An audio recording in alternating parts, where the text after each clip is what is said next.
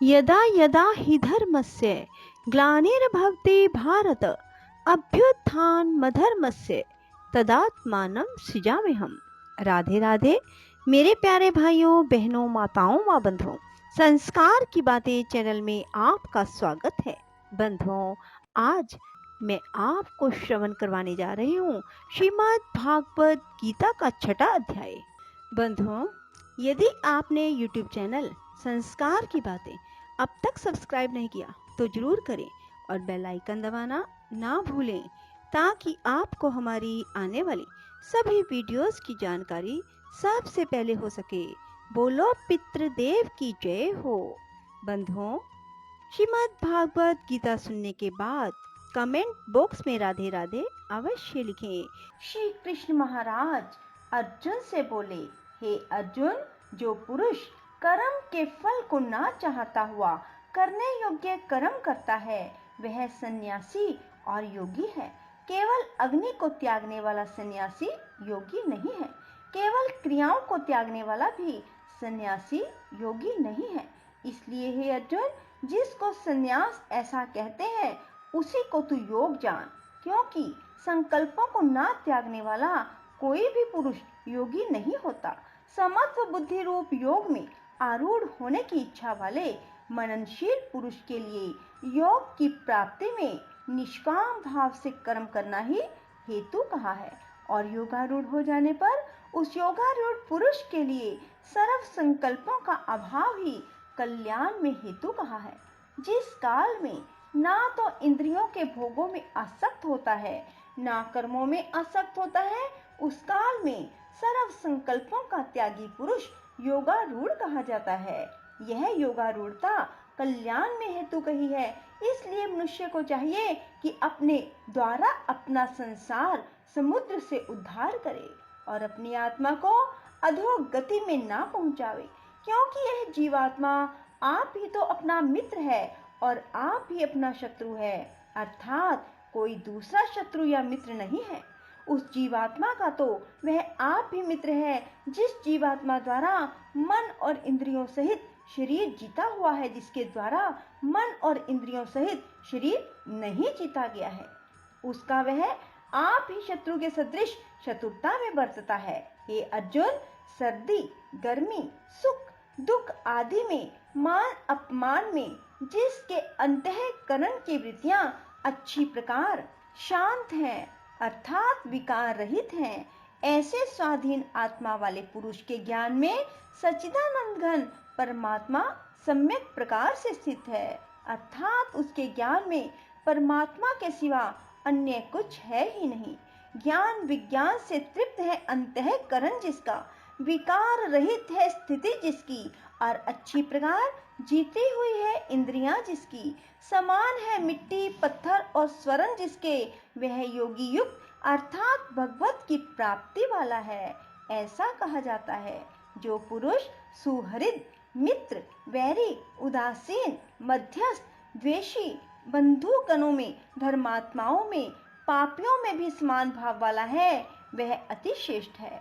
इसलिए उचित है कि जिसका मन और इंद्रियों सहित शरीर जीता हुआ है, ऐसा वासना रहित और संग्रह रहित योगी अकेला ही एकांत स्थान में स्थित हुआ निरंतर आत्मा को परमेश्वर के ध्यान में लगावे।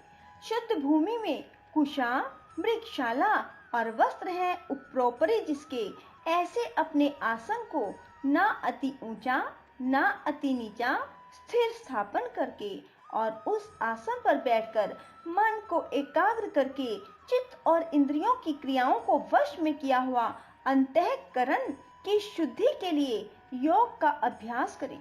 उसकी विधि इस प्रकार है, काया, सिर और गिरवा को समान और अचल धारण किए हुए दृढ़ होकर अपनी नासिका के अग्रभाग को देखकर अन्य दिशाओं को ना देखता हुआ और ब्रह्मचर्य के व्रत में स्थित रहता हुआ भय रहित अच्छी प्रकार शांत अंतःकरण वाला, सावधान होकर मन को वश में करके मेरे में लगे हुए चित्त वाला और मेरे परायण हुआ स्थित होवे। इस प्रकार आत्मा को निरंतर परमेश्वर के स्वरूप में लगाता हुआ स्वाधीन मन वाला योगी मेरे में स्थिति रूप परमानंद पराकाष्ठा वाली शांति को प्राप्त होता है। परंतु हे अर्जुन, यह योग ना तो बहुत खाने वाले का सिद्ध होता है, ना बिल्कुल ना खाने वाले का, ना अतिशयन करने के स्वभाव वाले का और ना अत्यंत जागने वाले का सिद्ध होता है। यह दुखों का नाश करने वाला योग तो यथा योग्य आहार और विहार करने वाले का, कर्मों में यथा योग्य चेष्टा करने वाले का और यथा योग्य शयन करने और जागने वाले का ही सिद्ध होता है। इस प्रकार योग के अभ्यास से अत्यंत वश में किया हुआ जिस काल में परमात्मा में ही भली प्रकार स्थित हो जाता है, उस काल में संपूर्ण कामनाओं से सप्रिया रहित हुआ पुरुष योग युक्त ऐसा कहा जाता है। जिस प्रकार वायु रहित स्थान में दीपक चलायमान नहीं होता, वैसी ही उपमा परमात्मा के ध्यान में लगे हुए योगी के जीते हुए चित्त की कही गई है।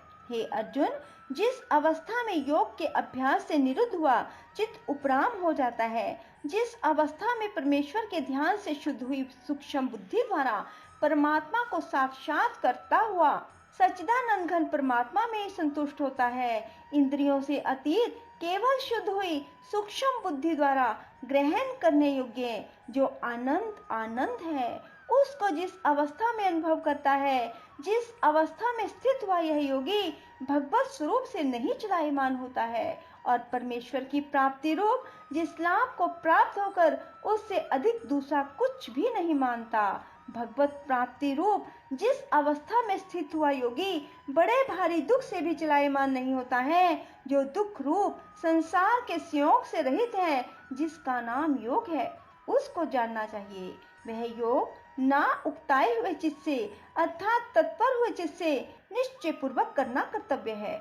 इसलिए मनुष्य को चाहिए संकल्प से उत्पन्न होने वाली संपूर्ण कामनाओं को निशेषता से अर्थात वासना और आसक्ति सहित त्याग कर मन के द्वारा इंद्रियों के समुदाय को सब ओर से अच्छी प्रकार वश में करके क्रम क्रम से अभ्यास करता हुआ उपरांता को प्राप्त होवे। धैर्य युक्त बुद्धि द्वारा मन को परमात्मा में स्थित करके परमात्मा के सिवा और कुछ भी चिंतन ना करे। परंतु जिसका मन वश में नहीं हुआ, उसको चाहिए वह स्थिर ना रहने वाला अचंचल मन जिस कारण से संसारिक पदार्थों में विचरता है, उससे रोककर बारंबार परमात्मा में ही निरोध करे। क्योंकि जिसका मन अच्छी प्रकार शांत है, जो पाप से रहित है, जिसका रजोगुण शांत हो गया है, ऐसे इस सच्चिदानंद घन ब्रह्मा के साथ एक ही भाव हुए योगी को अति उत्तम आनंद प्राप्त होता है। वह पाप रहित योगी इस प्रकार निरंतर आत्मा को परमात्मा में लगाता हुआ सुखपूर्वक पर ब्रह्म परमात्मा की प्राप्ति रूप अनंत आनंद को अनुभव करता है।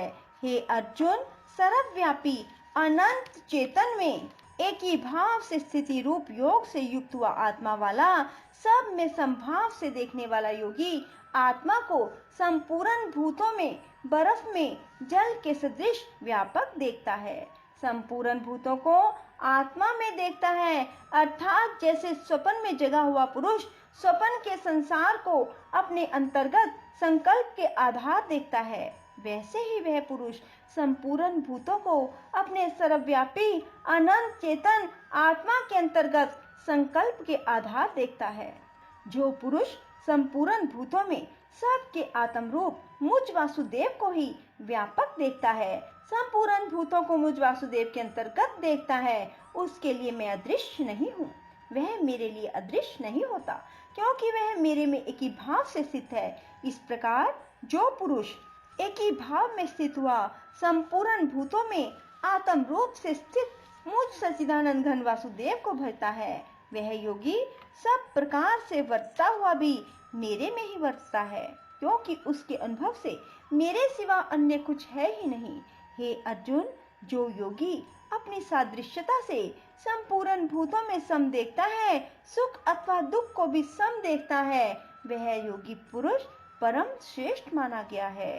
इस प्रकार भगवान के वाक्यों को सुनकर अर्जुन बोले, हे मधुसूदन, जो यह ध्यान योग आपने समर्थ भाव से कहा है, इसकी मैं मन के चंचल होने से बहुत काल तक ठहरने वाली स्थिति को नहीं देखता हूँ, क्योंकि हे कृष्ण, यह मन बड़ा चंचल और प्रमथन स्वभाव वाला है, बड़ा दृढ़ और बलवान है, इसलिए इसका वश में करना मैं वायु की भांति अति दुष्कर मानता हूँ। इस प्रकार अर्जुन के पूछने पर श्री कृष्ण भगवान बोले, हे महाबाहो, निसंदेह मन चंचल और कठिनता से वश में होने वाला है, परंतु हे कुंती पुत्र अर्जुन, अभ्यास अर्थात स्थिति के लिए बारंबार यत्न करने से वैराग्य से वश में होता है, इसलिए इसको अवश्य वश में करना चाहिए, क्योंकि मन को वश में ना करने वाला पुरुष द्वारा योग दुष्प्राप्य है, अर्थात प्राप्त होना कठिन है।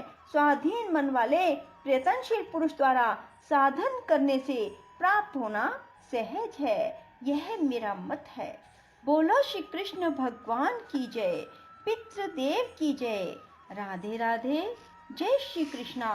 बंधुओं, यदि आपको हमारा ये अध्याय अच्छा लगे तो इसे लाइक करें और शेयर भी जरूर करें। धन्यवाद।